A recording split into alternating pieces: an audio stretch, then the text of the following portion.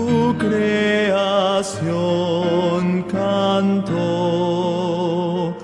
elevaré también mi voz en gratitud de amor. Oh nuestro Creador, tu generoso don me santifique en tu amor y así veré tu faz. Y en la santación siempre entonaré himnos de eterna gratitud por tu inefable amor.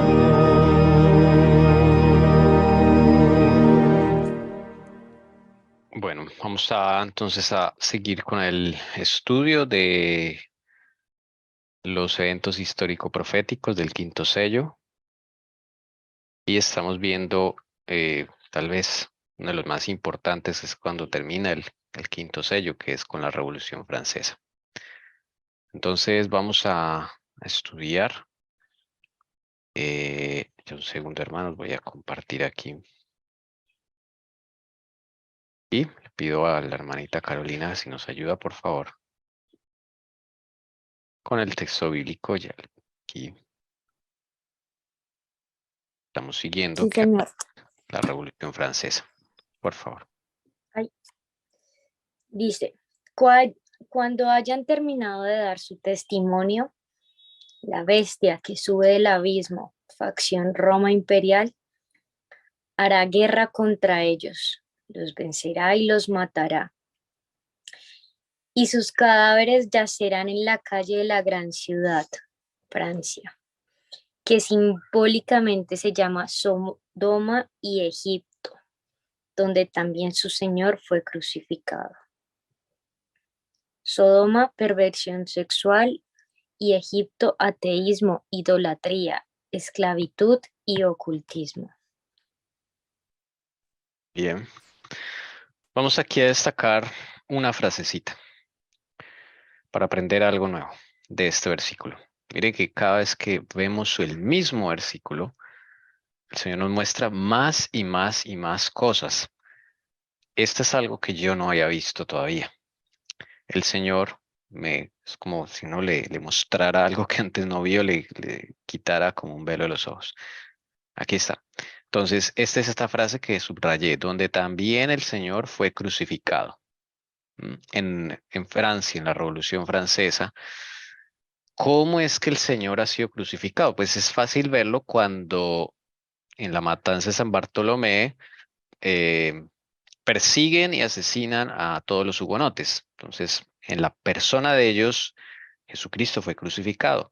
Y cuando asesinan mártires de Cristo, es como si volvieran a crucificar a Cristo. ¿Ok? Por eso dice donde también su Señor fue crucificado, Señor, Señor con ese mayúscula refiriéndose a Jesús. Hay otra aplicación de esta frase donde también su Señor fue crucificado en la Revolución Francesa y que nos va a dar también luz acerca de cómo Dios maneja las cosas en las naciones, ¿ok? Y cómo Dios maneja y emite juicios más allá de, digámoslo así, de la parte religiosa. Y está aquí en este texto del conflicto de los siglos donde la hermana White aplica esta frase y dice, se cumple de la siguiente forma. Página 316, párrafo 2 del conflicto de los siglos. Dice, el mismo espíritu maestro que impulsó la matanza de San Bartolomé fue también el que dirigió las escenas de la revolución. Jesucristo fue declarado impostor. Y el grito de unión de los incrédulos franceses era: aplastad al infame, lo cual decían refiriéndose a Cristo. Las blasfemas contra el cielo y las iniquidades más abominables se daban la mano, y eran exaltados a los mejores puestos los hombres más degradados y los más entregados al vicio y a la crueldad. En todo esto no se hacían más que tributar homenaje supremo a Satanás, mientras que se crucificaba a Cristo en sus rasgos característicos de verdad, pureza y amor abnegado. Aquí está. Atención a esto. ¿Cómo se crucifica a Cristo también? Mire, voy a subrayarlo acá. En una nación. ¿Lo ven? Ok, voy a subrayarlo aquí un poquito mejor. ¿Cómo es que se cumple esa frase de que también se puede crucificar a Cristo? Cuando en un país se le rinde tributo a Satanás, ¿ok? Al pisotear tres cosas que representan a Cristo: la verdad, la pureza y el amor abnegado. Porque Jesús ha dado estas bendiciones al mundo, aún a los que no creen. Por eso que vemos a una persona no creyente protegiendo a su hijito, por ejemplo, amándolo, cuidándolo, ¿sí? Porque ese temor está allí. Ese amor, sin él saberlo, sin él tener luz, ya sea por luz o por negligencia, pero él tiene ese amor.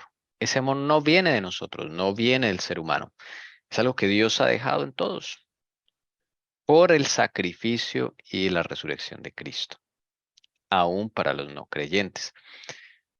El asunto y por la intercesión de Cristo en el santuario, ¿ok? Es que por eso vemos bondad aún en los que no son creyentes. ¿M? Entonces, cuando en una sociedad de cualquier país del mundo se gestan políticas para destruir la verdad, la pureza y el amor abnegado, se está crucificando a Cristo. Y es cuando vienen las desgracias. Acá la hermana White dice que en la Revolución Francesa se hacían blasfemias contra el cielo. ¿Sí? Exaltar, dice acá, a los mejores puestos, a los hombres más degradados y entregados al vicio, que es lo que hacen hoy día. Y lo hacen adrede. No vaya usted a pensar que nuestros políticos son los más ejemplares, ¿no? Eso es una pantalla, hermanos. Esos pobres hombres los drogan, los emborrachan, les ponen mujeres, les ponen niños, todo esto para llevar a la degradación. Porque ellos saben esto, que cuando se destruye la verdad, la pureza y el amor abnegado en un país, se está crucificando a Cristo. Y como ellos son adoradores, me refiero a la facción, a la élite que gobierna este mundo actualmente, que es la Roma imperial, ellos son paganos, ellos son adoradores de Satanás por convicción. Lo hacen por convicción. Entonces ellos quieren provocar, ellos piensan que dañando estas cosas y es como si crucificaran otra vez a Cristo. Entonces no es casualidad que estas políticas todas vayan en contra de la verdad, la pureza y el amor abnegado. Mire usted, todas las agendas globales van a tocar esas tres cosas: verdad, pureza y amor abnegado. Agenda LGBT, la perversión sexual en los colegios de los niños chiquitos, donde les llevan dark queens, parejas homosexuales, para degradarlos y hacerles ver que eso es normal. Políticas de cambio de sexo desde los 10 años. No consentida ahora hay, donde el papá no puede hacer nada para detener a un hijo que quiere cambiarse el sexo, con todas las consecuencias que eso trae. ¿Qué se está destruyendo ahí? La verdad, la pureza y el amor abnegado. El movimiento feminista, destrucción de la verdad, la pureza y el amor abnegado. Todo lo que da detrimento en la familia, el ataque a las iglesias cristianas, cualquier ataque a la pureza en el pueblo de Dios por política, esto es crucificar a Cristo. Es algo nuevo, yo no había visto eso en este párrafo, es otra aplicación, ¿sí? O sea, recuerde que hay varias aplicaciones de cómo se puede crucificar a Cristo. Entonces también nos lleva a pensar en nuestra familia, en nuestro hogar, cómo crucificamos a Cristo también nosotros. Ok, bueno, eso es esto para meditar. Y a nivel de cumplimiento profético, pues esto se hace en Francia, porque se hace desde la Asamblea Legislativa. Todo lo que hace Satanás a través de esta Asamblea Legislativa, que tuvo tres nombres durante toda la revolución, pero la verdad es que es una sola cosa, solo organismo, Asamblea Nacional o Asamblea Legislativa o Convención Nacional, exactamente la misma cosa, era destruir la verdad, la pureza y el amor abnegado. Este era el fin oculto de Satanás. Pero hay un obstáculo en Francia y es la familia real, que tienen algo de esto. Luis XVI, María Antonieta, tienen algo de esto, ellos siendo católicos, fieles católicos, sinceros católicos, no teniendo toda la luz, desde luego, pero tienen verdad, tienen pureza y tienen amor abnegado. Hasta lo último están unidos en toda la penuria que les ha tocado vivir, desde que lo sacan del Palacio de Versalles hasta el día de su ejecución. Vamos entonces a retomar y a seguir los pasos de la familia real, porque aquí está la cuestión de cómo se desata lo peor en Francia, y es cuando cometen tanta injusticia con la familia real. ¿M? Esto los lleva a ellos a maldecir su país, su nación. Y lo que vamos a ver aquí es la actitud de Luis XVI.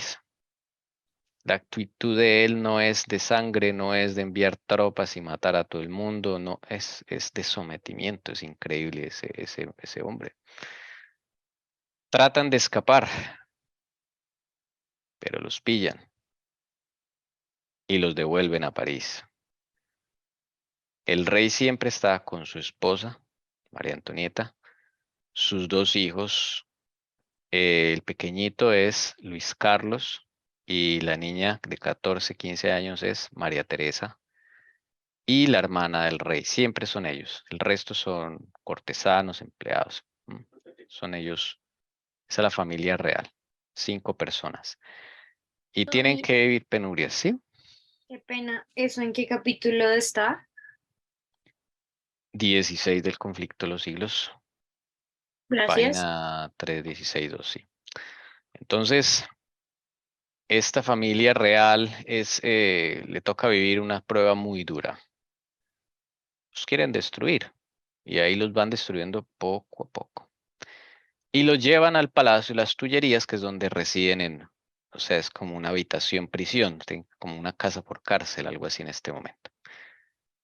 Bueno, entonces vamos a ver el asalto al Palacio de las Tullerías, que es el siguiente evento más importante de la Revolución Francesa. Ok. El asalto al Palacio de las Tullerías. Se van a meter al palacio otra vez, donde están ellos. Ya usted podrá prever la angustia que tienen que vivir.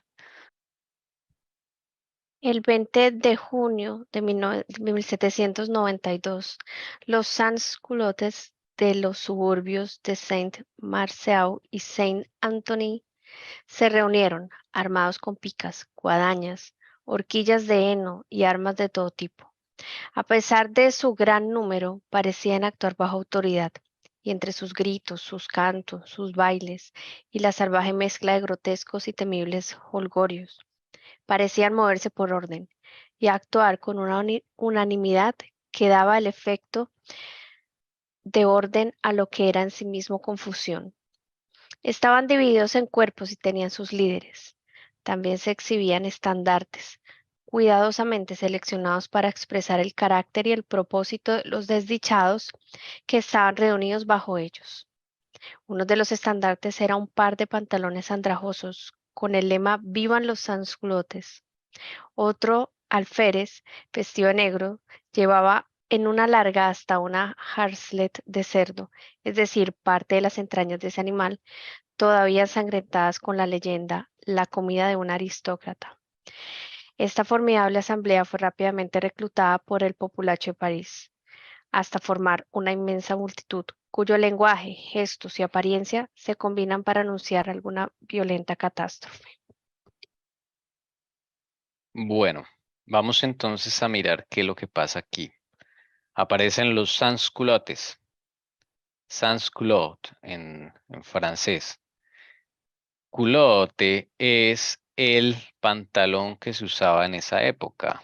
Es que va hasta la rodilla. A ver si me hago entender por aquí. Busco uno donde haya una persona vestida de la época. Y así vamos a poder ver qué son los culottes. No, aquí no hay. A ver si aquí. Son calzoncillos, no calzoncillos, sino pantalones o pantalones, digamos, exteriores, pero que van hasta la rodilla. Estoy tratando de ubicar uno para poderles mostrar. A ver, por aquí en todas estas fotos. Que la realeza pues, tenía otro vestido. Creo que aquí están vestidos de burgueses cuando intentan escapar. Entonces ellos se ponían como un chaleco, un abriguito y unos pantalones, pero los pantalones van hasta la rodilla. Y de ahí abajo es como una media, ¿sí? Y en los hombres. Entonces eso representaba como, o sea, era la vestimenta normal de la época. Aquí está, ya lo encontré. Miren, esta es la caricatura de Luis XVI. Si ven que todo mundo se vestía así, todos los hombres. Pantalón hasta la rodilla y de ahí había unas medias que iban desde debajo de la rodilla hasta los pies. Así, ese era los culottes, los culotes, ¿ok? Entonces se gesta un movimiento. Es que a lo largo de toda esta historia ustedes ven movimientos y grupos muy extraños, ¿no? Pero como dice acá, este movimiento de los sans-culottes, que en francés significa sin pantalones o sin calzoncillos, se refiere a que ya no van a usar esta prenda. Hasta la moda cambia en la Revolución Francesa, increíble. Va a aparecer el pantalón tal como lo conocemos hoy, aparece aquí, en medio de esta manifestación, porque esos culotes representaban pues, según ellos, la aristocracia, representaban la nobleza, la realeza, la monarquía, y como ellos son en contra de todas estas cosas y quieren cambiarlo todo, entonces se hacen llamar los sans-culottes. Entonces esta gente, desde luego que es gente pesada, gente, sí, salvaje, grotesca, dice acá que aunque iban, se escuchaban sus gritos y todo, parecían actuar bajo autoridad, o sea, estaban gobernados por algo, ¿sí? Esto no era porque sí, o que se salió de las cosas de la mano, no, todo esto es financiado, ¿sí? Todos estos movimientos, entonces cuando veamos esos grupos así extraños que hacen destrucción y todo eso no es porque se salió de las manos, sino porque está orquestado. Son personas que son entrenadas y pagadas para hacer caos en las ciudades. ¿Mm? Hay muchas de esas personas así. Entonces, organizan una manifestación y se van al Palacio de las Tullerías, porque los jacobinos quieren destruir la realeza, pero totalmente. Entonces, eso es lo que está pasando. No sé si se entiende, ¿ok? Es una manifestación. Mira, ahí la imagen de un sans-culotte, o sea, ya no tiene pantalones hasta la rodilla. ¿Sí ven? Ahora tiene pantalones derecho hasta el tobillo, como hoy en día, ahí aparecen los pantalones. Imagínense, hasta la moda también aparece en la Revolución Francesa. Una pregunta, ¿los jacobinos quieren acabar con la realeza y entonces qué relación tienen con los sans-culottes? Que son de esos clubes de los jacobinos. Los jacobinos organizan estos clubes manifestantes. Ya, ya.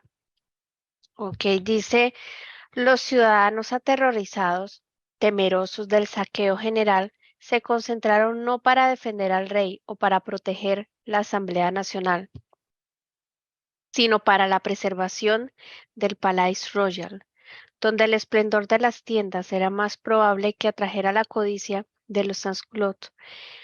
Una fuerte fuerza de ciudadanos armados vigiló todas las avenidas de este templo de Mamón, y al excluir a los insurgentes de sus recintos, demostró lo que podría haber hecho por el Salón de la Legislatura o el Palacio del Monarca, si la causa de cualquiera de ellos hubiera encontrado favor a sus ojos. Entonces salen los ciudadanos aterrorizados y van a defender el Palacio Real, ¿sí? No van a defender al rey, sino el Palacio Real. O sea, aquí se va a armar la grande. Entonces, porque van a haber peleas, bueno, la Revolución Francesa es una guerra civil. Y el siguiente, Desde la sala de la asamblea, el pueblo se precipitó hacia las Tullerías. Se habían hecho preparativos para la defensa y se habían colocado juiciosamente varios cuerpos de tropas que, con las ventajas que ofrecían las puertas y las murallas, podrían haber defendido sus puestos contra la chusma armada que se acercaba. Pero no había ni unión, ni lealtad, ni energía en aquellos a los que se les encomendó la defensa, ni el rey, poniéndose a su cabeza, intentó animar su valor. poco a poco el rey pierde poder, autoridad y tropas también. Y se siente es como vienen a asaltar el Palacio de las Tullerías esta gente, los sans-culottes. Y se arma pues la grande ahí, la conflagración, que quieren entrar a la fuerza.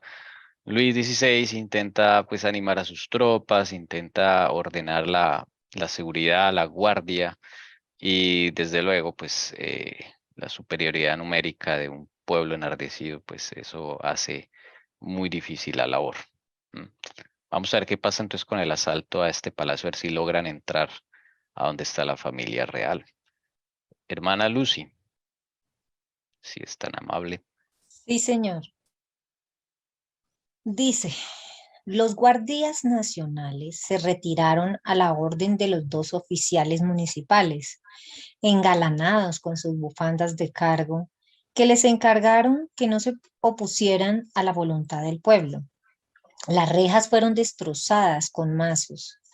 Las puertas del propio palacio estaban cerradas, pero la chusma, haciendo girar un cañón sobre ellas, obligó a entrar, y aquellos apartamentos de la magnificencia real, que durante tanto tiempo fueron el orgullo de Francia, fueron abiertos a la multitud, como los de Troya a sus invasores. Y se meten al palacio. Ahí está una imagen cuando están en la entrada principal, en las escaleras y se empiezan a dar. Ahí están los sans-culottes abajo. Se nota porque tienen pantalón hasta abajo. Y se enfrenta el ejército está dividido, ¿sí? Hay unos militares acá con el pueblo, otros militares. Es muy parecido a lo que se va a armar ahora con las guerras civiles. Es impresionante. Esa es la gran toma del Palacio de las Tullerías. Vamos a ver si logran contenerlos. Hermana Lucy. La puerta del apartamento que entraba en el vestíbulo fue abierta por la mano del propio Luis, el desafortunado mandatario de esta elevada estirpe de los Borbón. Escapó con dificultad de la estocada de una bayoneta efectuada cuando la puerta estaba en el acto de abrirse. A su alrededor había un puñado de cortesanos y algunos granaderos de la Guardia Nacional, que siempre se habían distinguido por su fidelidad. Se apresuraron y casi obligaron al rey a meterse en el hueco de una ventana. Levantaron una especie de barricada delante con mesas y se colocaron a su lado como sus defensores. La muchedumbre, al entrar por primera vez, alzó sus picas contra Madame Elizabeth, a la que confundieron con la reina. Ana Elizabeth era la hermana de Luis XVI. La confundieron con María Antonieta y ya la estaban amenazando. Eso es terrible porque mire, aquí este cuadro pinta como la situación. Allá están los pocos guardias tratando de contener la puerta para que no entre. Aquí está la familia real pues en desespero, en angustia. Acá están los niños, ¿sí? Luis XVI impotente, pero él conservaba como una calma, es impresionante, ¿verdad? Y se dice que él oraba mucho, a pesar de ser católico, él no solamente rezaba como tal, sino que hablaba con Dios, oraba y le pedía fuerzas a Dios. Y claro, estas pocas personas contra esa multitud hasta que rompen la puerta, entran y en un cuarto se le entran a María Antonieta. Ella siempre con sus dos hijos los tenía así con fuerza. Y claro, en su mayoría mujeres llegan allá con toda la furia a hacer escama, a intimidarlos.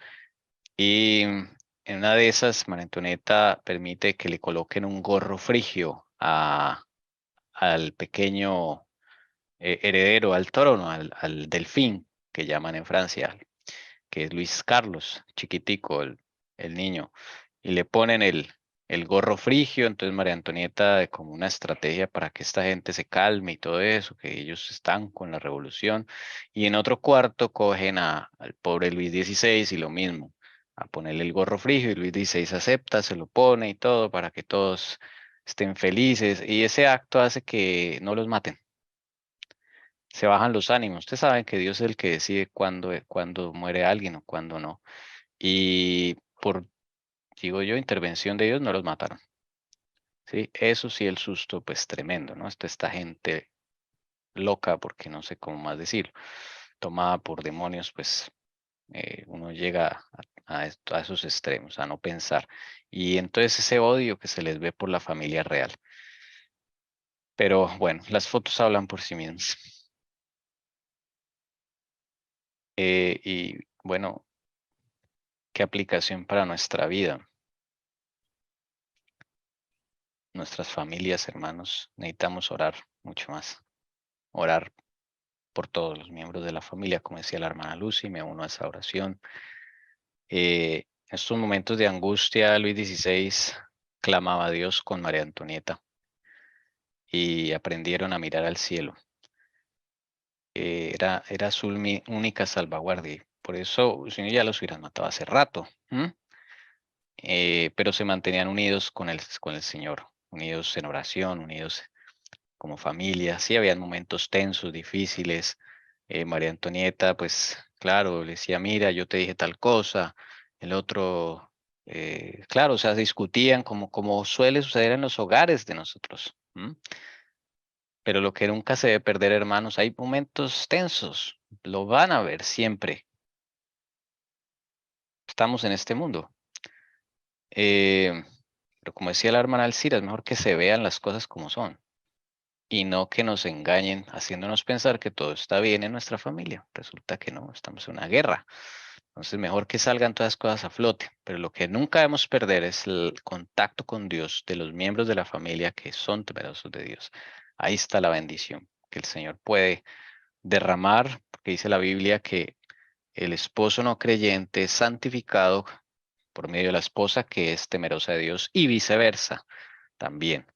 ¿Ok? Entonces, aferrémonos a esas promesas maravillosas. Mana Carito,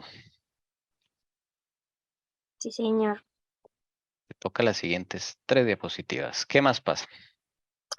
La Asamblea Legislativa, tardía y lenta, envió al Palacio una delegación de 25 miembros, encabezada por Berginaud e Isnrat. Su llegada puso fin al tumulto, ya que Petion, el alcalde de París, y las demás autoridades, que hasta entonces habían permanecido casi pasivas, se esforzaron ahora por desalojar a la población armada del palacio y de los jardines, y fueron obedecidos con tanta facilidad que era evidente que esfuerzos similares habrían impedido por completo la insurrección. El pobre y virtuoso pueblo, como Robespierre solía llamarlo, con una delicada pronunciación, se retiró por una vez con sus picas sin ensangrentar, no maravillándose un poco de por qué habían sido convocados para un propósito tan inofensivo. Ocurre algo. Digo, un milagro. Se envía al palacio una delegación de 25 miembros para poner fin al tumulto. Claro, la Asamblea Legislativa tardía y lenta, ¿no? Como, o sea, se nota que son parte del mismo plan, ¿sí me entienden? Se supone que ellos son los que están gobernando en este momento Francia, pero no hacen nada. Entonces, cuando usted vea eso es porque sencillamente es un solo grupo el que está organizando todo, no hay nada más, hay que ver. Pero por cosas de Dios, acaban con esta turba, les dan orden de que ya paren, ya, dejen así, ta, ta, ta. Bueno, algo pasó ahí, cosas del Señor. ¿Qué más sigue pasando, hermanita Caro? ¿Qué pasa con Lafayette, el general prestigioso? Lafayette no vio otro medio de salvar al rey que proponerle de nuevo que intentara una fuga de París, que se ofreció a promover por todos los medios a su alcance. El plan fue discutido, pero desechado a consecuencia de los prejuicios de la reina contra Lafayette, a quien no sin razón, aunque en cuanto a la intención ciertamente injusta, consideraba como el autor original de las desgracias del rey. Después de permanecer 2 días en París, Lafayette se vio en la necesidad de regresar al ejército que comandaba en la frontera con Austria y dejar al rey a su suerte. María Antonieta no confiaba en Lafayette. Por eso hay que los prejuicios de la reina contra Lafayette. Ella consideraba como el autor original de las desgracias del rey. ¿Se acuerdan cuando fueron a Versalles y que se quedó misteriosamente una puerta abierta y sin vigilancia? Ah, y Lafayette llega bien tarde y dice, no, acostémonos que aquí no hay peligro. Bueno, entonces saben que el Señor le dio a ustedes, las mujeres, lo que llaman un sexto sentido, ¿no? Entonces, la reina no confiaba en Lafayette. Y bueno, Lafayette se va. Mientras tanto, el palacio fue completamente sometido. El puente adyacente a las Tullerías, llamado Pont Royal, estaba ocupado por insurgentes y el muelle de la orilla opuesta estaba montado con cañones, de los que los asaltantes disponían de unas 50 piezas, servidas por los jacobinos más decididos, pues los artilleros habían abrazado desde el principio la causa popular como con inusitada energía. Esta gente siguió, aunque los detuvieron, ellos siguieron alrededor del palacio. Imaginen la familia real ahí, en que en cualquier momento esta gente, sí, los destruyen, los eliminan, los matan. Eh, el 10 de agosto de 1792 vuelven a asediar el Palacio de las Tullerías y la familia real se refugió en la misma Asamblea Nacional con una guardia leal extranjera que los protegían. Esa guardia leal extranjera los llamaban los suizos, pero no todos eran de Suiza, era una guardia que llamaban los suizos. Y era lo último que le quedaba de protección al rey. Y inteligentemente esta guardia cogió y los llevó a la Asamblea Nacional. Y pues allá la Asamblea, como que sí, mirándose en todos los legisladores ahí, ¿ahora qué hacemos? Pues nada, no pudieron. Otra vez el 10 de agosto y no pudieron. Vergniaud, que más que Brissot debería haber dado nombre a los girondinos, tomó la iniciativa de satisfacer los deseos de estos temibles peticionarios. Propuso primero que se convocara una convención nacional. Segundo, que el rey fuera suspendido de su cargo. Tercero, que el rey residiera en el Palacio de Luxemburgo bajo la salvaguardia de la ley, palabra que no se avergonzaban de utilizar. Estas propuestas fueron aprobadas por unanimidad. Ojo, que esto aquí ya destronan al rey por decreto. O sea, el rey residiera, lo van a mandar a otro lugar, ¿sí? Ya lo sacan del Palacio de las Tullerías, porque el Palacio de las Tullerías es un palacio real, todavía seguía siendo rey, por así decirlo, virtualmente al menos. Pero aquí ya le quitan el cargo del rey. Es el segundo punto. Y que mandara a la familia real a otro lugar. Primero se dijo que el Palacio de Luxemburgo, pero solo duró como un tiempito y después lo sacaron allá unos dietas nomás. Ahorita vamos a ver a dónde los llevan. Ahí es el fin de la monarquía con esta última política. ¿Quién lo puso? Este señor, bueno, no sé cómo se pronuncia, Bernaut, en francés, no sé cómo se pronuncia, Bernaut. Entonces este señor se propone esto. Recordemos que hay dos grupos fuertes allí, que son los girondinos y los jacobinos. Acá están los dos representantes, digamos. Brissot representa a los girondinos, Robespierre a los jacobinos. Y los dos se unen en el odio que le tienen a la realeza. Pero por detrás ellos después resultan destruyéndose en los unos a los otros, como suele suceder. Pero en este momento están unidos en destruir la realeza. Y acá, ya por ley decreto, queda abolido la realeza en Francia. Aquí el rey pasa a ser un ciudadano común y ya no lo llaman Luis XVI, sino Luis Capeto. Y la palabra Capeto significa ciudadano. O sea, para humillarlo aún más, decir, Luis, ya, eso es un ciudadano común y corriente, Luis Capeto. ¿Qué va a pasar ahora? Se intentó casi en vano salvar la vida del destacamento de suizos que quedaba y que había formado la escolta del rey en la asamblea, y al que se habían unido de nuevo varios de los realistas dispersos.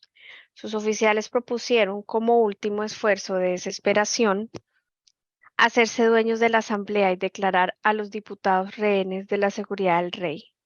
Teniendo en cuenta la escasez de sus efectivos, tal tentativa solo habría podido producir un nuevo derramamiento de sangre, que se habría atribuido sin duda a la traición del rey. El rey les ordenó renunciar a las armas, siendo la última orden que él dio a alguna fuerza militar. Cuando el rey se entera de esto, ahora el Luis Capeto, pues este destacamento de suizos que le quedaba, ellos propusieron ir a asaltar la asamblea. Desde luego, esto era una cosa terrible. Pero el rey dio su última orden. Y esto habla mucho del rey. Les ordenó renunciar a las armas. O sea, él dijo, ya dejen así. Que no hay nada que hacer, ya. Dejen así. Fue obedecido, pero como fueron atacados al instante por los insurgentes, pocos escaparon a la matanza y la sumisión no conservó más que un puñado. Alrededor de 750 cayeron en la defensa y después de la tormenta de las Tullerías. Unos pocos se salvaron gracias a los generosos esfuerzos de algunos diputados. Otros fueron enviados a prisión donde les esperaba un final sangriento. Y la mayor parte fueron masacrados por la chusma en cuanto los vieron sin armas. La muchedumbre lo buscó durante toda la noche y masacró a muchos porteadores de familias particulares, que en París se denominan generalmente suizos, aunque a menudo eran nativos de otros países.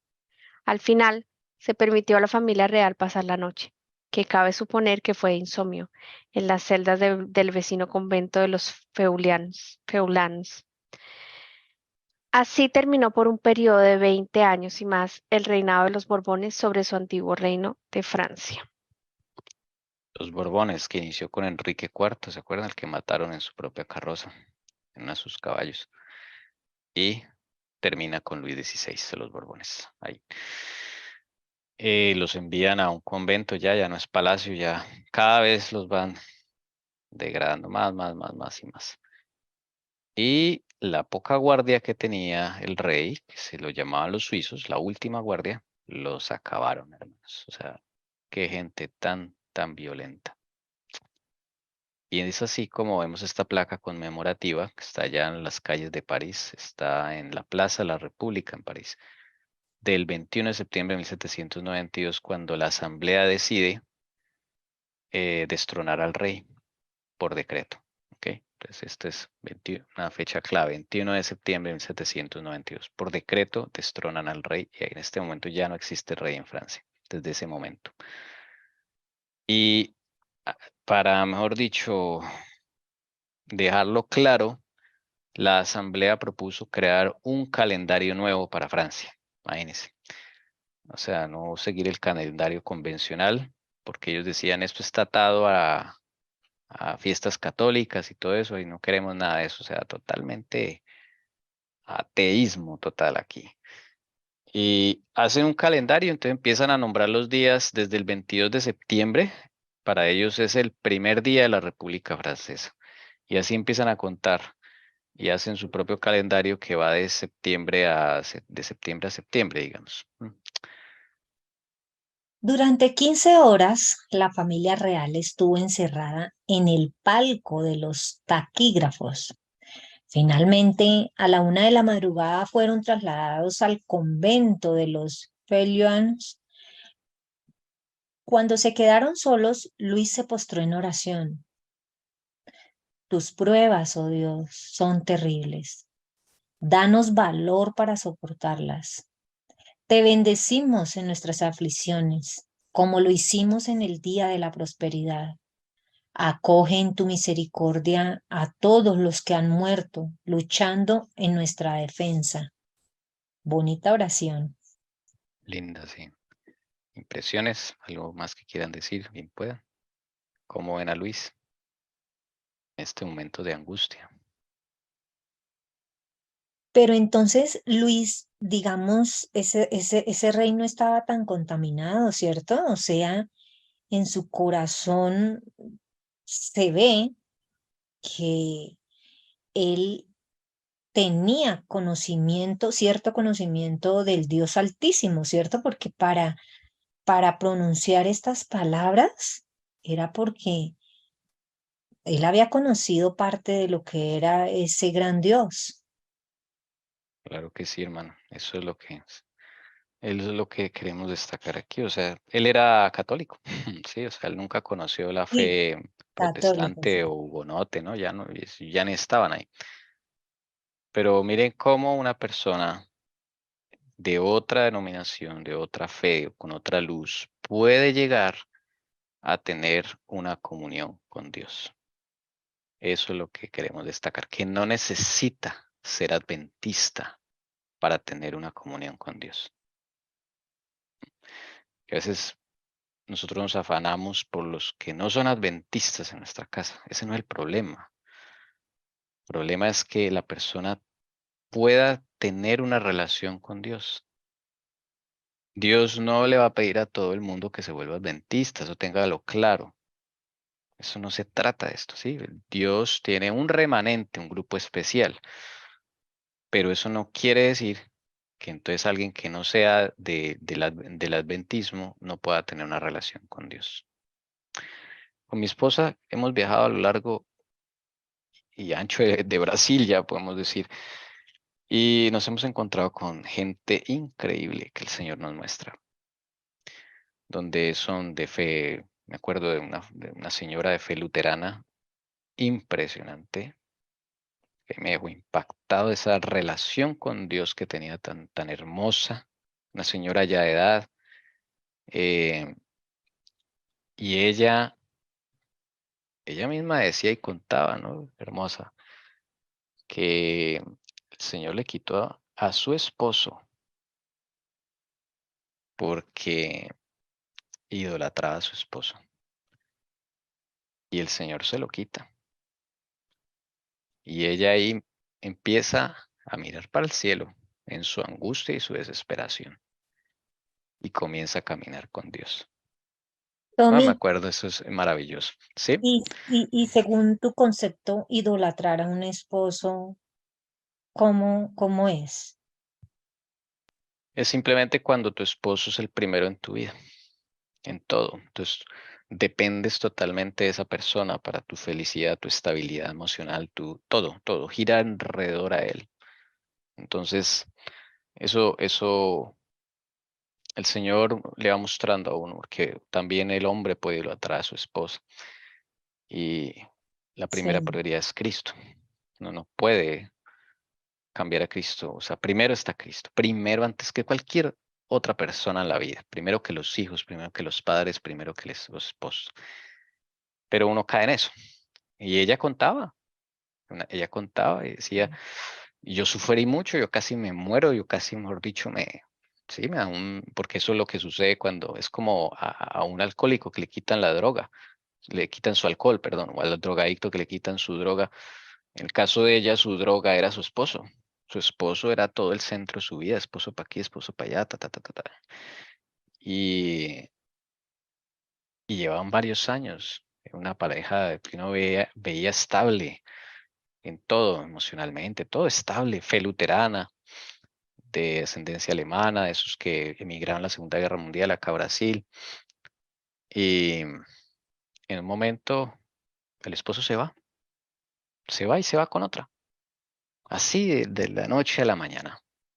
Y Dejando a ella, sus hijos. dejando a sus hijos, sí. Eso de que te levantas y no tienes esposo. Ella dice que entró en una angustia, en una tristeza, una depresión, una cosa bien, bien dura.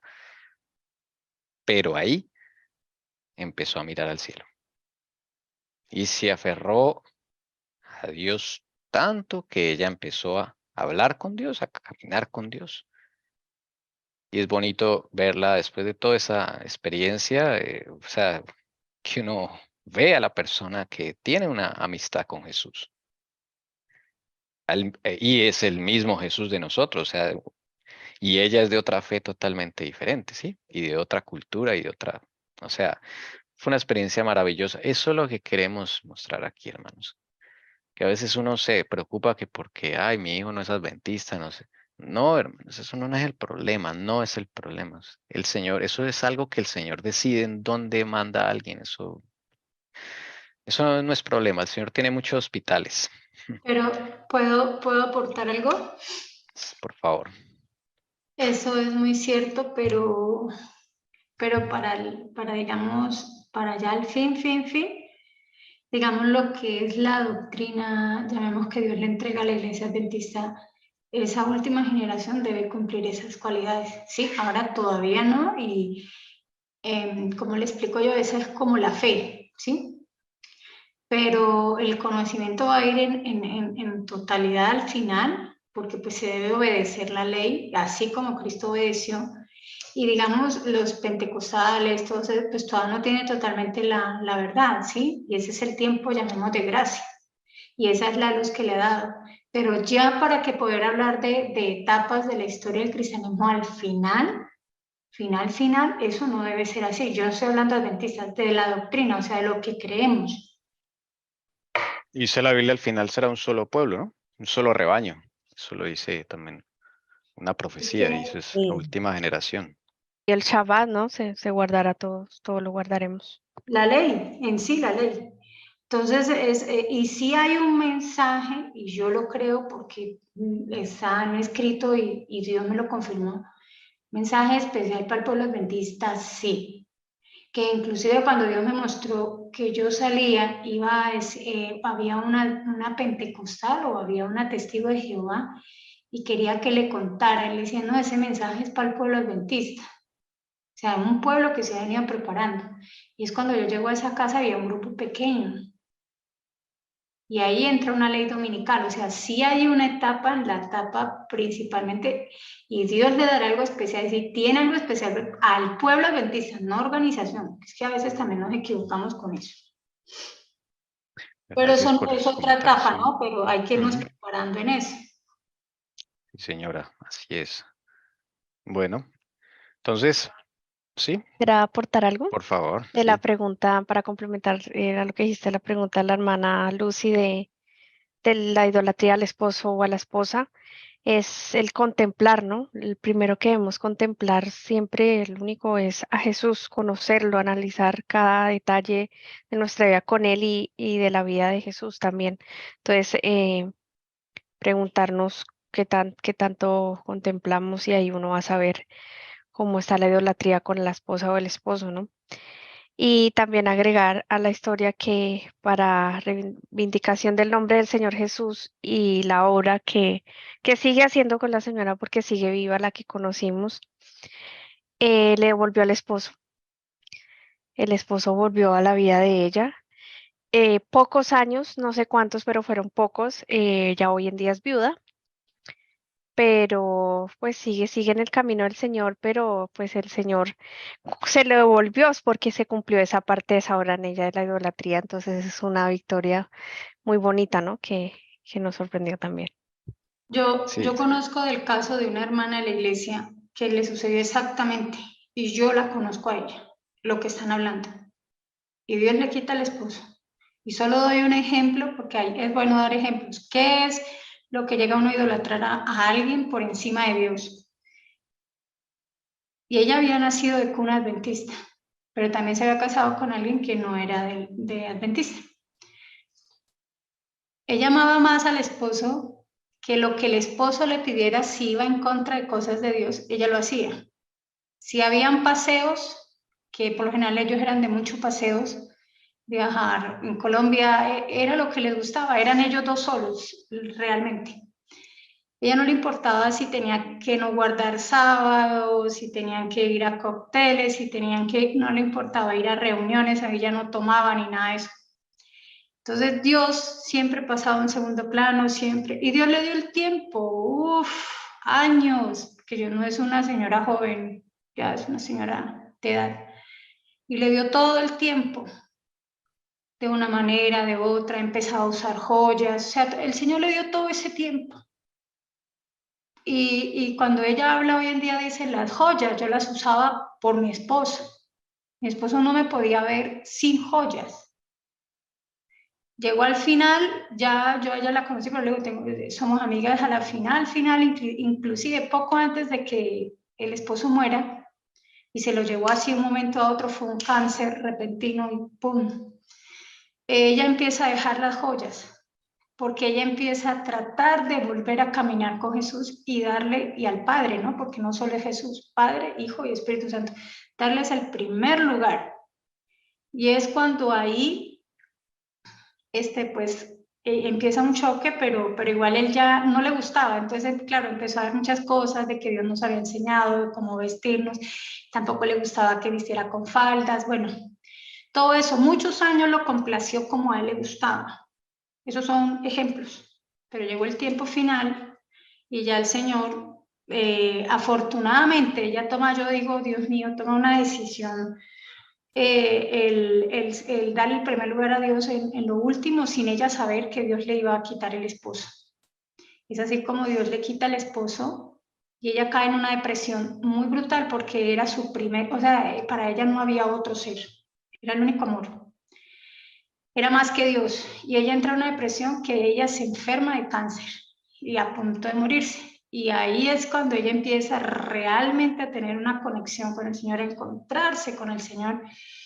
Y hoy ella habla así porque ella también lo entiende, pudo entender y ha venido como lo que no vivió en todo su tiempo pasado como adventista, a pesar de que nació con adventista, lo está viviendo ahora. Es el tiempo de gracia que Dios también le está dando. gracias por compartir estos testimonios. Bien, interesante. Todo esto nos pone a meditar mucho, ¿no? Te bendecimos en nuestras aflicciones como lo hicimos en el día de la prosperidad. Me gusta esta frase. Ojalá podamos llegar a eso cuando estemos en la aflicción. Bendecir al Señor. Hermana Lucy, sigamos, por favor, sigamos aquí con esta. La familia real permaneció 3 días en casa de los Feuillants. Ocuparon un pequeño conjunto de apartamentos compuesto por 4 celdas. En la primera estaban los caballeros que habían acompañado al rey.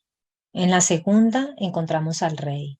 Se estaba arreglando el pelo, cogió 2 mechones y nos dio uno a mi hermana y otro a mí. En la tercera estaba la reina en la cama y en un estado de aflicción indescriptible. La encontramos atendida solo por una mujer voluminosa que parecía tolerantemente civilizada. Ella atendía a la reina, que hasta el momento no tenía a nadie de los suyos a su alrededor.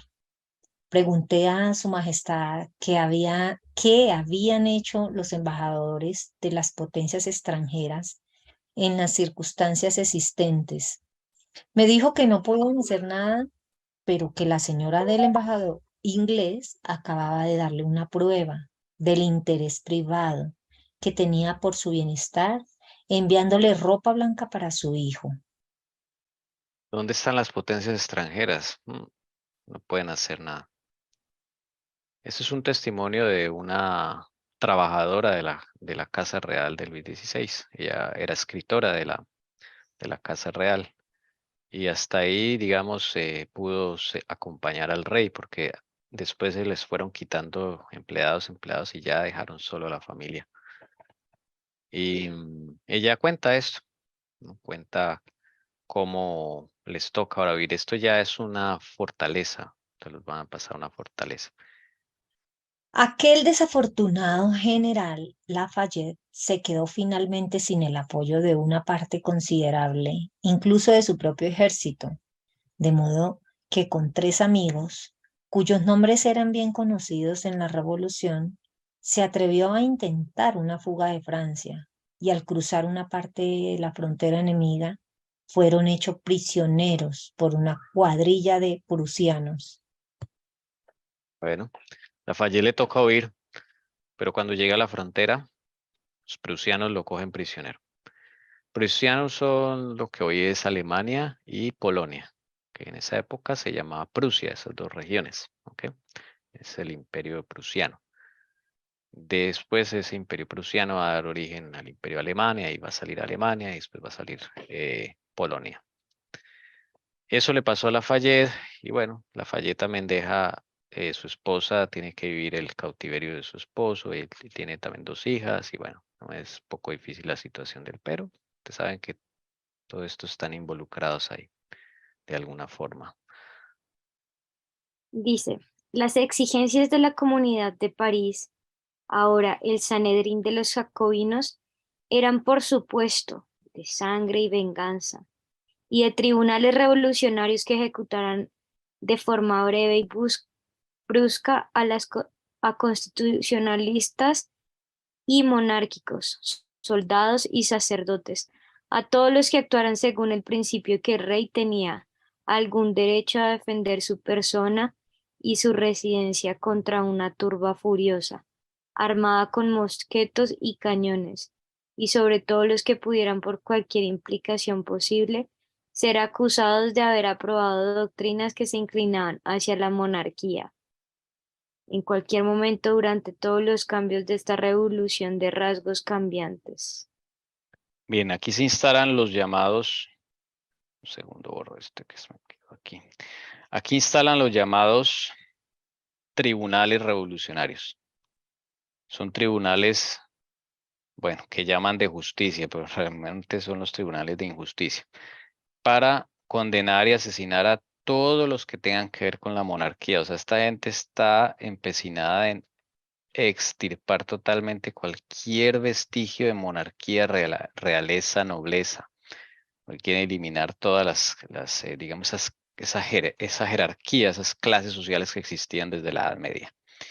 Entonces, cualquiera que defendiera al rey o cualquiera que lo vieran medio inclinado hacia la realeza o disgustado por lo que le estaban haciendo a los reyes, pues los perseguían y los mataban. Esos son los famosos tribunales revolucionarios y es donde muchos historiadores ponen la etapa del reinado del terror en la Revolución Francesa, lo que se llama el reino del terror. Porque aquí empiezan a matar a cualquier persona por sospechas tontas, inclusive si tiene un apellido que es medio noble o medio distinguido, ya, a la cárcel, una cosa absurda. Así empiezan a perseguir. La Sí, asamblea no tenía la seria intención de reemplazar a Luis en un palacio, ni de permitirle conservar la más mínima porción de libertad personal o de influencia política. En efecto, la noche del 10 de agosto se había decretado que habitaría el Palacio de Luxemburgo, pero el día 13 su residencia fue trasladada con la de la familia real a una antigua fortaleza llamada el Temple de los Caballeros Templarios, a quienes había pertenecido. Delante había una casa con algunos apartamentos más modernos, pero la morada de Luis era el 4.º piso. Cada piso Creo contenía que dos. te pasaste una línea. La morada de Luis era el Torreón. Sí, era el torreón, una enorme torre cuadrada de gran antigüedad que constaba de 4 pisos. Cada piso contenía 2 o 3 habitaciones o armarios, pero estos apartamentos no estaban amueblados y no ofrecían ninguna comunidad para el alojamiento de una familia ordinaria, y mucho menos para prisioneros de tal distinción. La familia real estaba vigilada con un rigor que aumentaba cada día. Bien. Siguiente lugar donde lo llevan es a una fortaleza llamada el Temple. Esto ya es una cárcel, una prisión, que pertenecía a los caballeros templarios. Los llevan allí, la vigilancia aumenta cada día más, ya no hay muebles, ya eso es una prisión, una fortaleza. Este es un cuadro que ilustra la situación de ellos. Bueno, aquí les ponen improvisadamente unas mesas o algo así. Llegaba a tal extremo que les quitaron los artículos de aseo. O sea, cosas inhumanas hicieron con esta familia real. Ahí vemos la cara de María Antonieta en su angustia. Los niños pasando las largas horas con cualquier cosita por ahí. La hermana del rey exhausta, Elizabeth. Y les queda una institutriz que la única que les permitieron para que los acompañara. Aquí vemos detrás la guardia, todo el tiempo los estaban intimidando. Vemos la cara de burla, de escarnecimiento que hacen con ellos todo el tiempo. Es una situación bien, bien tremenda. Y sí, les quitaron hasta la cuchilla, afeitar, le quitaron al pobre Luis XVI las tijeras para cortarse el cabello, las peines para arreglarse el cabello, a la reina y a la hermana del rey, etcétera, etcétera. Muchas damas, especialmente las de la corte, fueron asesinadas de esta manera. La princesa de Lambalet, cuyo único crimen parece haber sido su amistad con María Antonieta, fue literalmente descuartizada y su cabeza y la de otras paseada en picas por la metrópoli. Fue llevada al temple de esa manera, en esa arma maldita, con las facciones aún hermosas en la muerte y los largos rizos de la cabellera flotando alrededor de la lanza. Los asesinos insistieron en que el rey y la reina fueran obligados a acercarse a la ventana para ver este espantoso trofeo. Los oficiales municipales que estaban de guardia sobre los prisioneros reales tuvieron dificultades no solo para salvarlos de esta horrible inhumanidad, sino también para evitar que la prisión fuera forzada.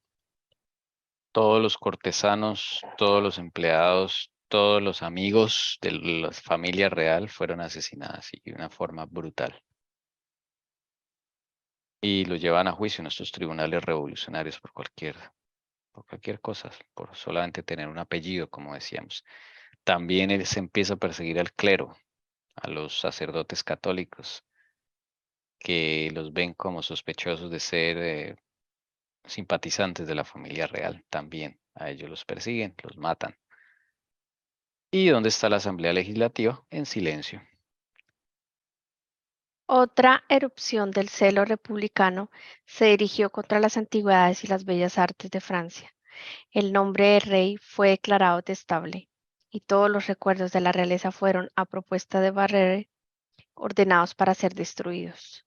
Los sepulcros reales de Saint-Denis, cerca de París, el antiguo cementerio de los Borbones, de los Valois y de toda la larga serie de monarcas franceses, no solo fueron profanados por fuera, sino que fueron totalmente destrozados. Los cuerpos expuestos, los huesos dispersos y los pobres restos. Incluso los de Enrique IV de Navarra, durante tanto tiempo el ídolo de la nación francesa, expuestos a la grosera mirada y al irreverente agarre de los bandidos que cometieron el sacrilegio. Ni las tumbas de los reyes se salvaron. Imagínense eso. Todos los huesos los regaron, los sacaron de las tumbas. Hicieron mofa de las tumbas reales, las pintaron, bueno, qué locura esto. Estaban en un nivel de locura totalmente influenciados, ¿no? Por el enemigo. Sí, y es así cuando, o sea, uno tiende a degradarse cada vez más y más, y uno no se va dando cuenta cuando uno está con Cristo, ¿no? Es una cosa que, bueno, en la física eso se llama tiene un nombre, la ley de la entropía, que todo tiende al caos en este mundo. Y es así, o sea, todo tiende a la degradación. Usted deja algo ahí sin cuidado, sin nada, se destruye, se daña. Así somos nosotros cuando nos descuidamos. Entonces, siempre tenemos que estar en continuo esfuerzo con el Señor para mantenernos. Forzarnos y ser valientes. Nos Amén. ayuda. Llega a los tribunales, le toca ahora el juicio a Luis XVI, que ahora se llama Luis Capeto. 26 de diciembre de 1792 se inicia el juicio. ¿De qué lo van a acusar? Pues no tienen mucho de qué acusarlo realmente. Por ejemplo, uno de los jueces le pregunta a Luis: a usted se le acusa de haber distribuido dinero a pobres desconocidos en el barrio San Antonio. ¿Qué tiene que decir ante esto? El rey responde que no hay placer más grande que ayudar al necesitado. Ahí lo estaban acusando por repartir dinero en un barrio. Otra acusación: se le acusa de haber derramado la sangre de los franceses. ¿Qué responde ante esto? Y él, serenísimo, en plena firmeza, dice los historiadores, responde a la asamblea: no he sido yo quien ha causado el derramamiento de sangre en Francia. A él se lo achacaron que todo lo que estaba sucediendo era por su culpa, imagínense. Así más injusto. Y todas estas injusticias son lo que lleva a Francia a la decadencia en ese momento. Y lo que van a hacer ahora es ya como que ya van a, como decía la hermana White, a lo que quedaba de verdadero, de puro en la familia real, que era como una especie, yo no sé, yo lo siento, que era como una especie de, por eso los odiaban tanto, porque es que ese odio no es porque sí, o sea, si tienen tanto odio, los enemigos incitan al odio es con gente pues que son más nobles que ellos, ¿no? Eso es uno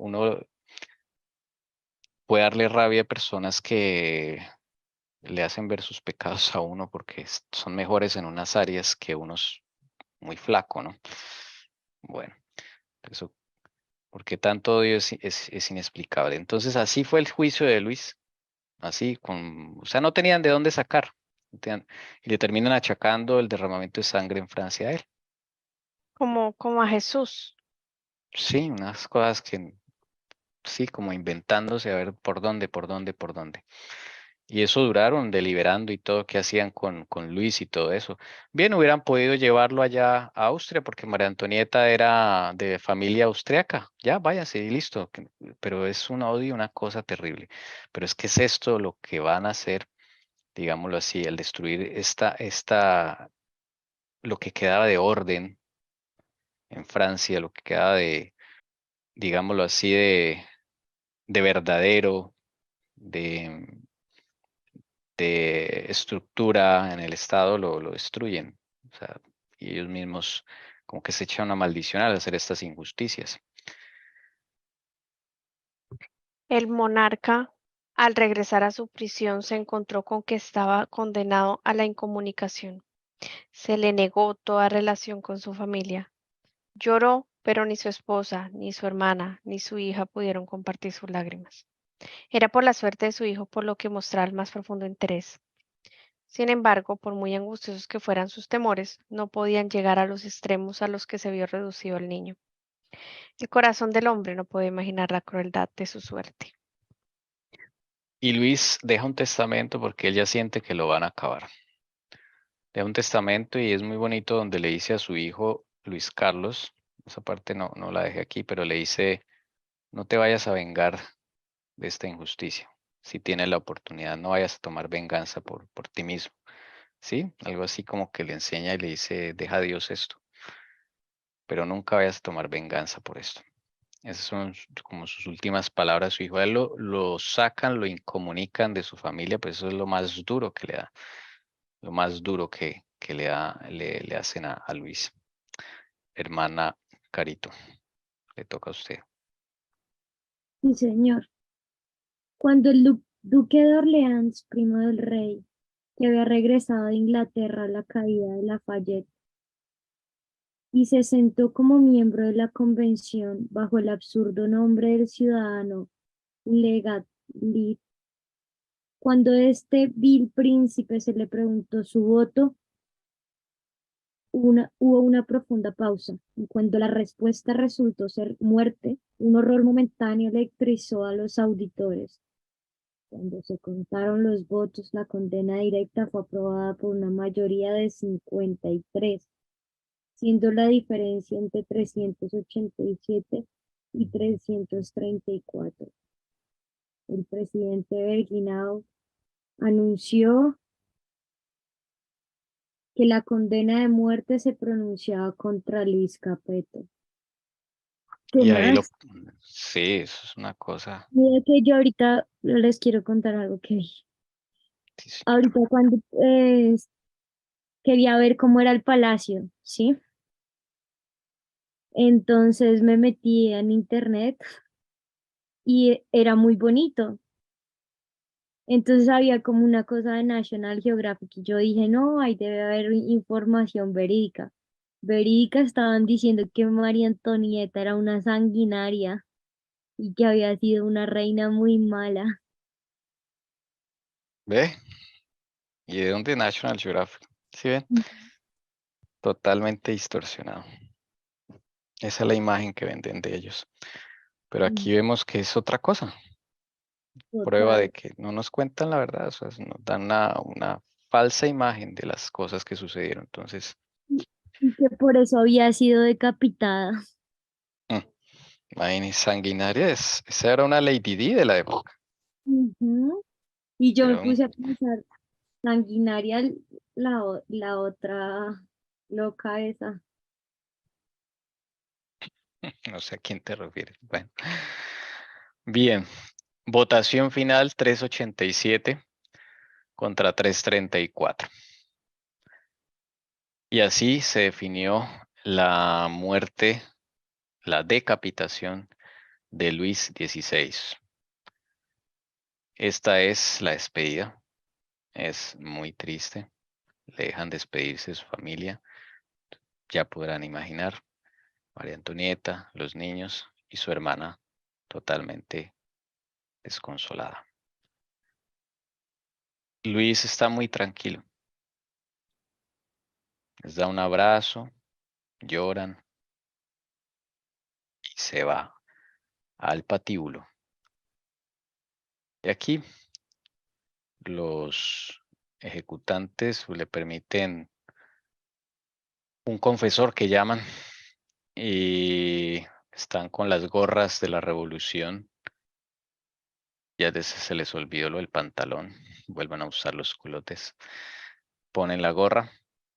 Pero es curioso porque y todos allá están con la gorra de la revolución, que supuestamente significa libertad, ¿no? Pero ya vimos que viene del Imperio Romano y que significa más bien es esclavitud. Y así entonces pues, le quitan la cabeza a Luis, pues muerte por guillotina. En ese momento están decapitando con guillotina.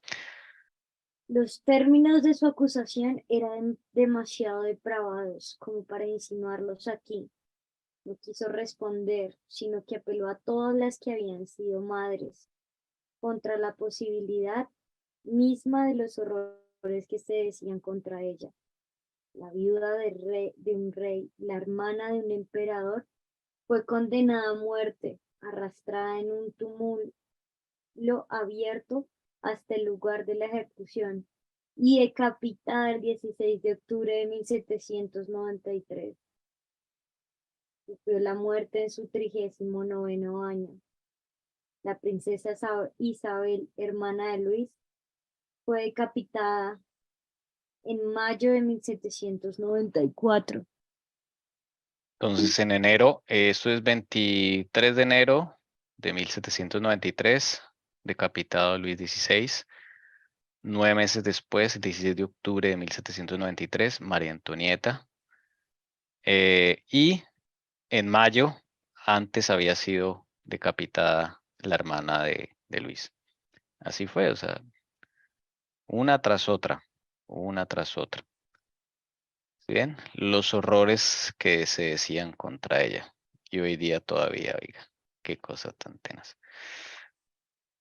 Ahí está uno de los cuadros donde sacan a María Antonieta. Aquí están las mujeres sanguinarias felices por la muerte de ella.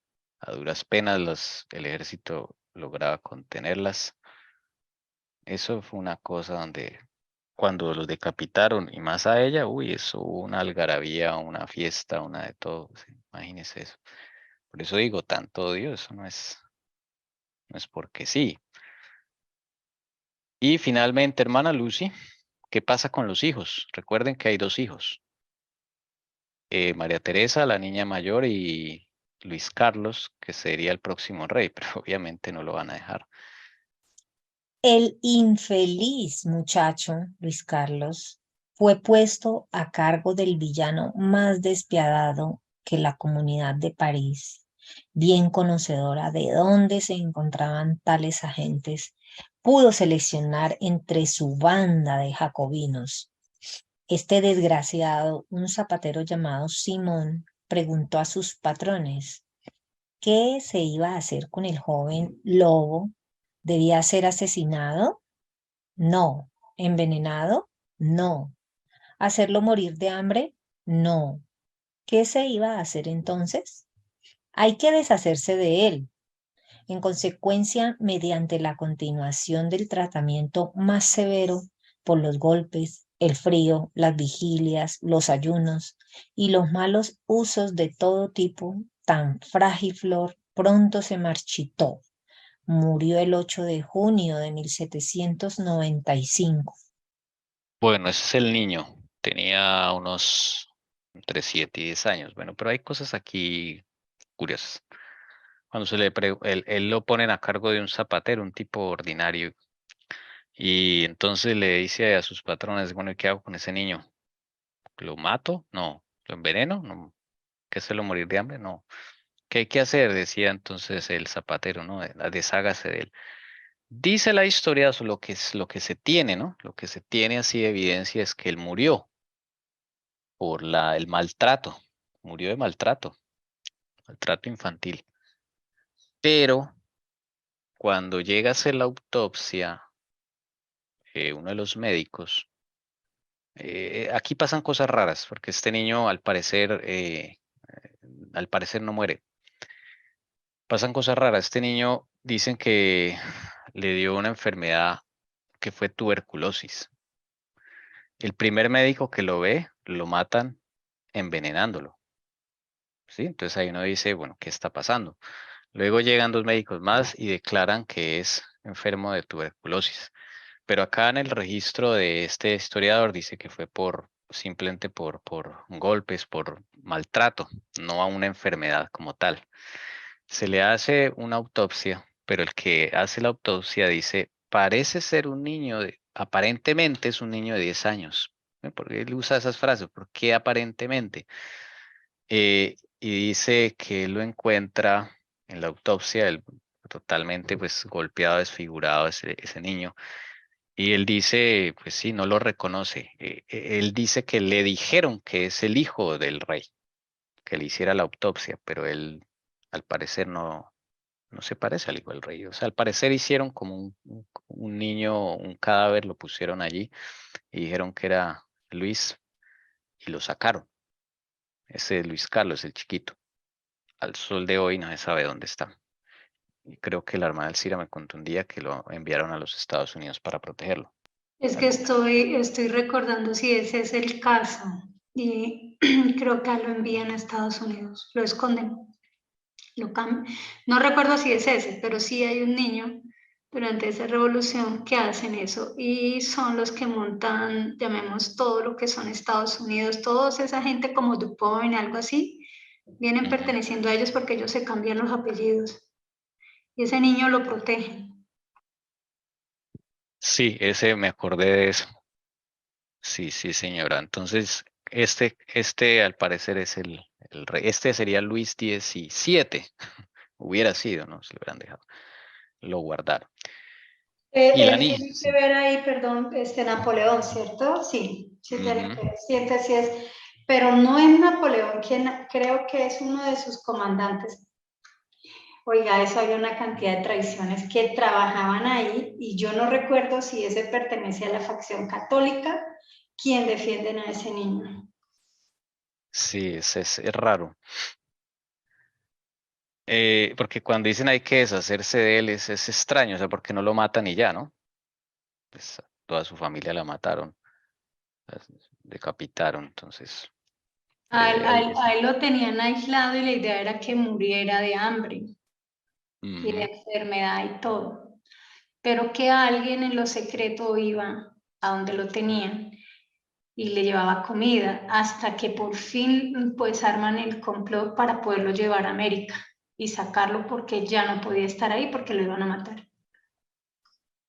Sí, en una de las diapositivas que se me perdió, donde estábamos leyendo que qué pasaba con el apoyo extranjero y le decían que no se podía, no había apoyo extranjero, pero que había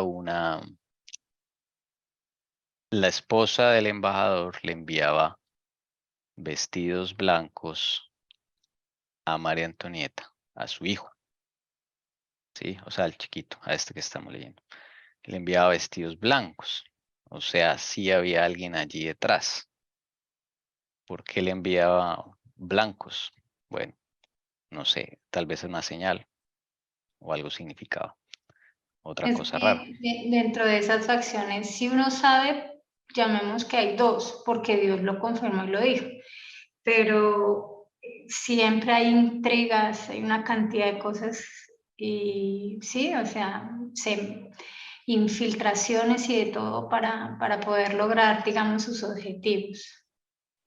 Claro, claro. Bueno, y finalmente nos queda la niña. ¿Qué pasó con la niña? Para ese entonces tendría unos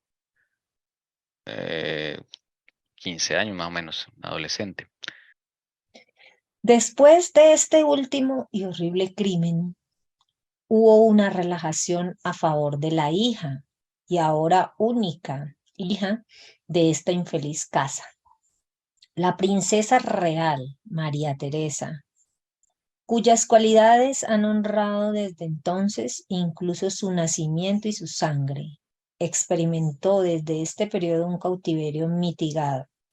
Finalmente, el 19 de diciembre de 1795, a esta última reliquia de la familia de Luis, se le permitió abandonar su prisión y su país a cambio de Lafayette y otros a quienes, con esa condición, Austria liberó de su cautiverio.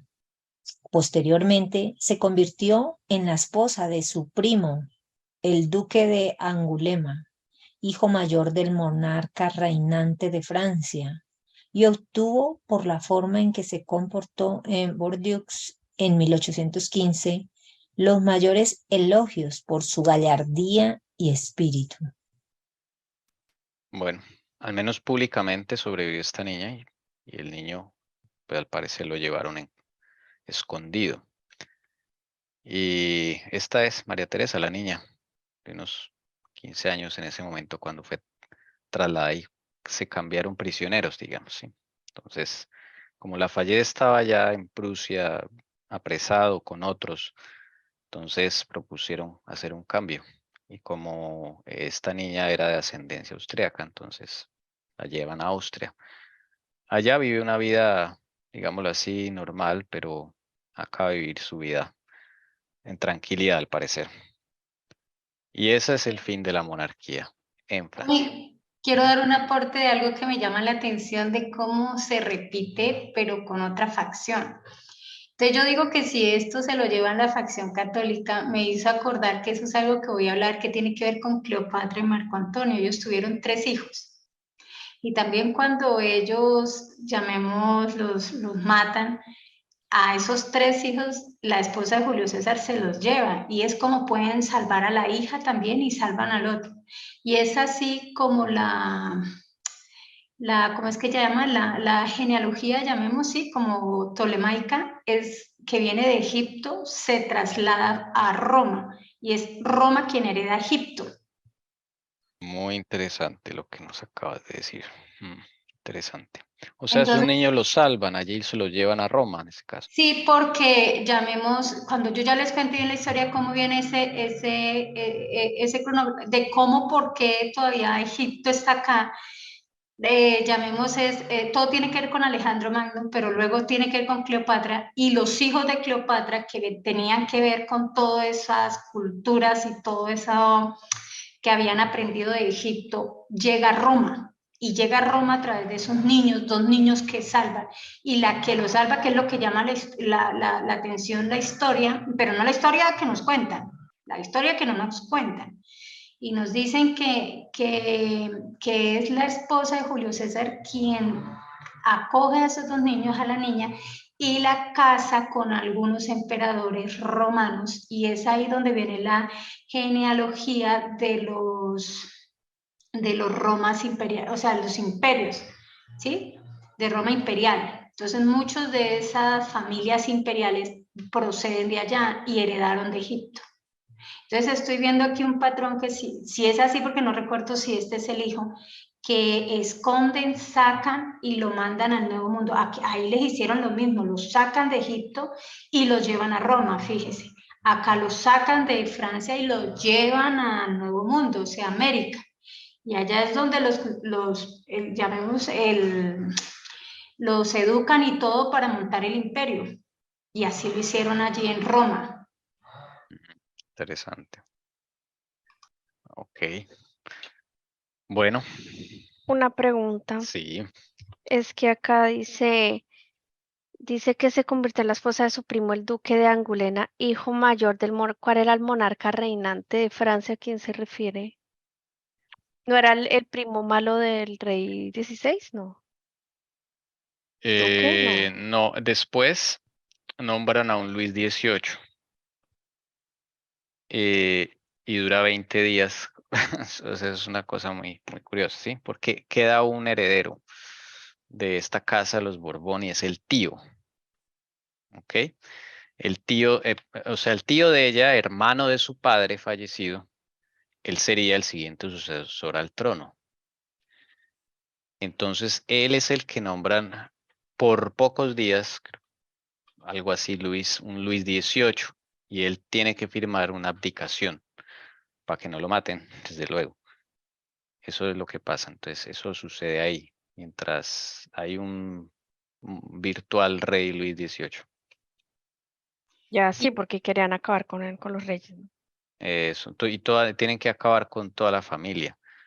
Entonces, y después de haber ellos, pues, públicamente, digamos, eliminado a estos dos, el que le quedaba el trono era el tío de esta niña, María Teresa. Entonces, él decidió firmar un documento donde abdicaba, decía, no, yo renuncio a esto.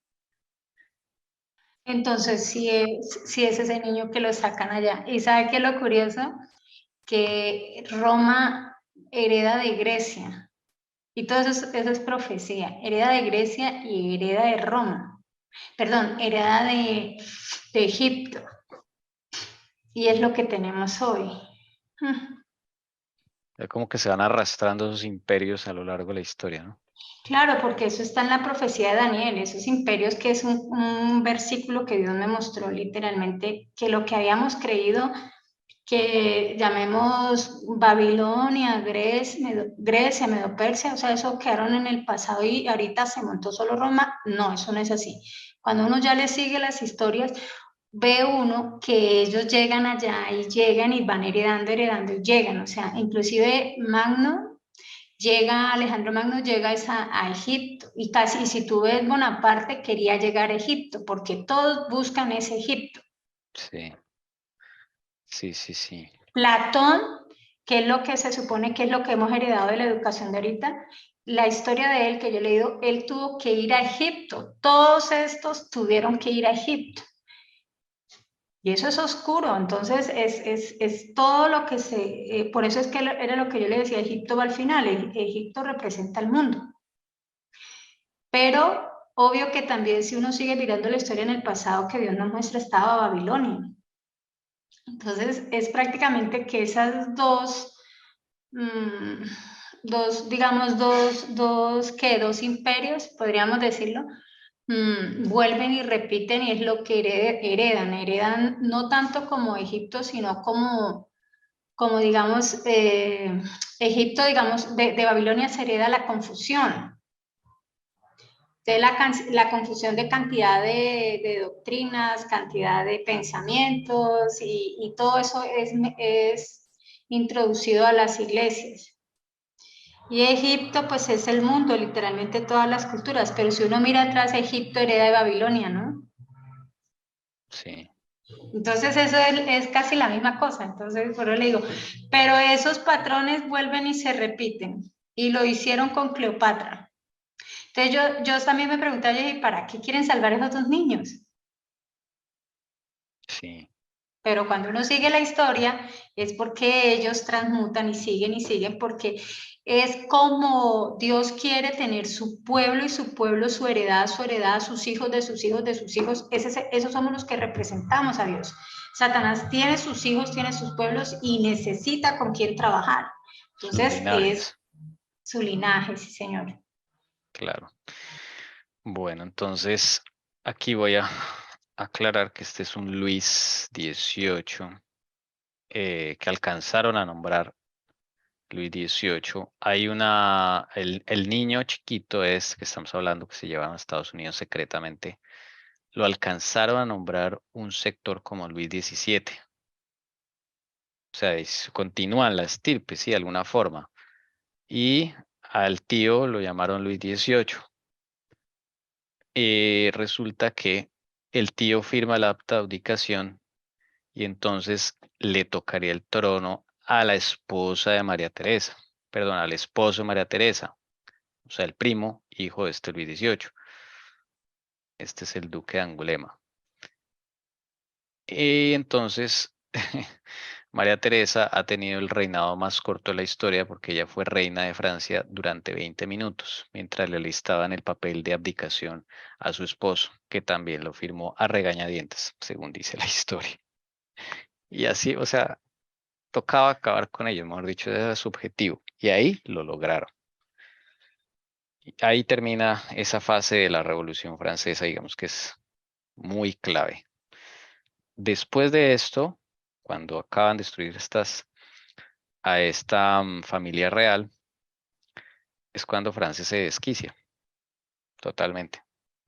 Quedan, y ya vamos a ver entonces qué es lo que la hermana White narra, sigue narrando ahí en el capítulo 16, cómo se desquician y saca a una prostituta y la hacen diosa a la razón y sí, un montón de cosas que ya veremos ahí en el conflicto de los siglos. Tengo Entonces, una como la pregunta. primera etapa de la Revolución Francesa, ¿sí? ¿Tú qué piensas? O si alguien también quiere opinar, bienvenido, hermanos. Pero me llama la atención pues me quedé como pensando, ¿no? De que se llevan a este chico, al niño, y yo digo, prácticamente esos grandes terratenientes que empiezan a ver ahí en Estados Unidos son realmente como el traslado del feudalismo, ¿no? Por eso necesitaban llevarlo. Sí, muchos de Porque si uno los, decía, ¿de dónde esa gente con tanto dinero cogieron tanto tierra? No, es que, o sea, cuando ya uno se pone a seguirle la familia a todos esos que dicen que son las familias, que las 13 familias, pero muchos de ellos, el origen como el de los Bush y todos ellos vienen de allá. sí, por ahí hay unas genealogías donde muestran que ellos vienen de un rey o reina de esta estirpe. Pero de la estirpe, ¿cuál? Uy, no sé en ¿Como este los momento, dos ¿no? porque Pero empieza la guerra? no sé, no sabría decir, pero sí he visto, particularmente sí he visto esos árboles genealógicos.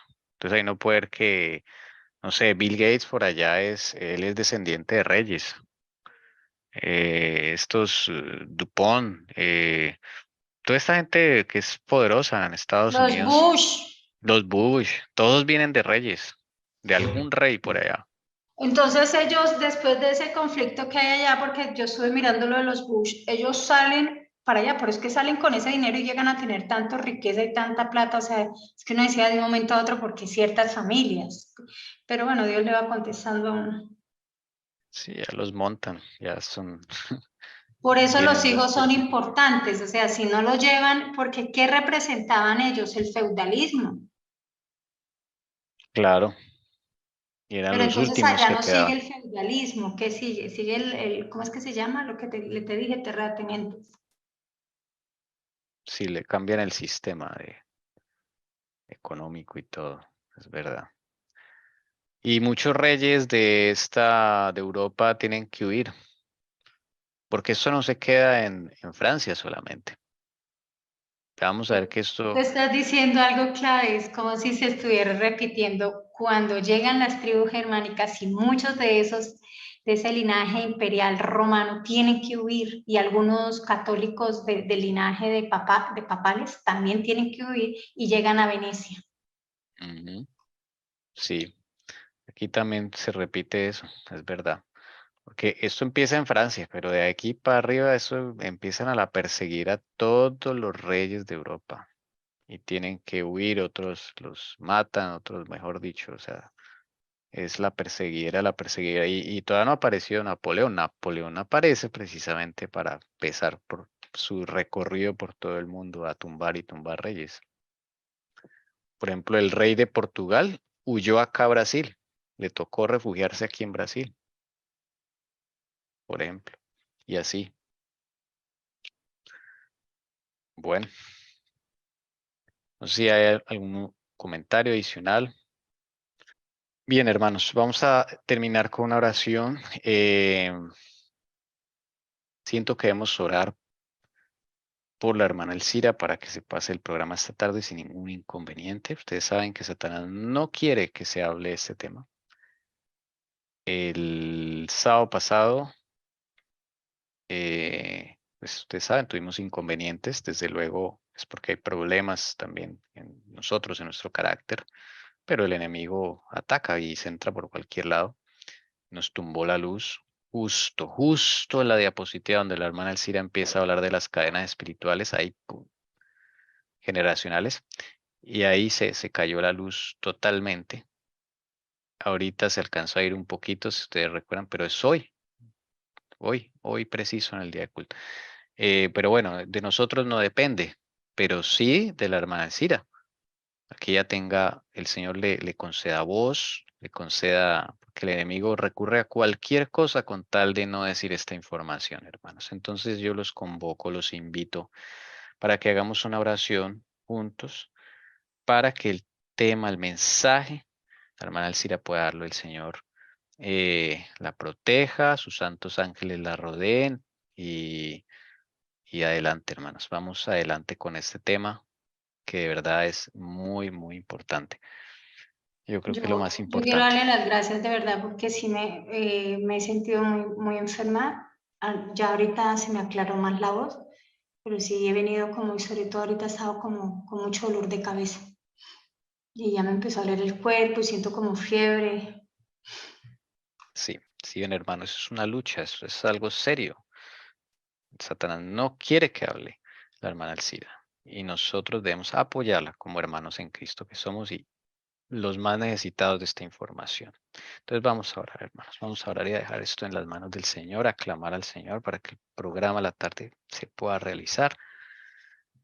Y el video la vez pasada, también mi esposa lo compartió a alguien por allí y también quedó súper impactada y, mejor dicho, o sea, no solo que estemos acá uno, sino que al subir los videos el impacto que tiene esto es grande, porque claro, mucha gente va a abrir los ojos por medio de este mensaje y va a empezar a clamar a Dios. Entonces, los invito a orar, hermanos. Vamos a orar. Bendito y poderoso Señor, alabado y engrandecido sea tu santo nombre, que nos has concedido el poder reunirnos, el poder estudiar todo lo que tú tienes para nosotros en este día. Rica mensaje, información cargada de bendiciones para nuestras vidas, Señor, porque tú tienes preparado cada Shabbat alimento en abundancia, alimento espiritual, ricos en nutrientes para nuestra alma que nos van a fortalecer para el resto de la semana. Gracias, Dios de los cielos, creador de todo lo que existe, por permitirnos el don precioso de tu Hijo. Y gracias a ti, Padre Celestial, por permitirnos el Santo Espíritu, sin el cual no discerniríamos, no estaríamos convencidos de nuestro pecado, no podríamos abrir nuestros ojos a nuestra verdad condición, no podríamos entender estos temas espirituales, tanto beneficio que nos concedes por medio del Santo Espíritu. Bendito y alabado sea Señor Jesucristo. Te decimos en esta hora, tus hijos de la verdad os hará libres. Por favor, Señor Jesucristo, protege a la hermana Elcira en estos momentos. Rodéala con tus santos ángeles, Señor Jesucristo. Y si es necesario, Señor, baja y protégela, Señor, porque tú sabes, Señor, que esta información es trascendental. Es desenmascarar las obras del enemigo en nosotros, como nos ha tenido adormecidos tanto tiempo, Señor. Es la información que necesitamos para salir victoriosos en tu nombre y por tu poder del pecado, Señor. Es la información, Señor Jesús, que tú lo has dejado en tu palabra y es el nombre de este ministerio. Conoceréis la verdad y la verdad nos hará libres. Señor bendito, te pedimos por favor, protejas la integridad física de la hermana Elcira, su voz. Por favor, no permitas que el enemigo la toque, la tome y trate de impedir que ella pueda dar tu mensaje en esta tarde, Señor. Dale fortaleza, Señor Jesús, y ayúdanos a nosotros, bendito Salvador, seguir orando hasta que sean las 6, Señor, para poder tener este importante mensaje, este importante tema, Señor Jesucristo. Clamamos a ti. Tú eres el único que nos puede ayudar, Señor bendito. Que este tema quede grabado también, sea de gran beneficio para muchas personas que solo tú sabes a quiénes va a llegar.